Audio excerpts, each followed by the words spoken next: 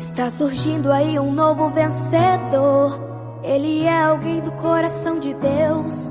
Um novo nome ouvirá sobre essa terra. Quem sabe este nome seja o seu. Esse alguém que o Senhor vai levantar. Talvez seja o menor que está aqui. De repente ele seja o último a sentar à mesa, como fez Davi.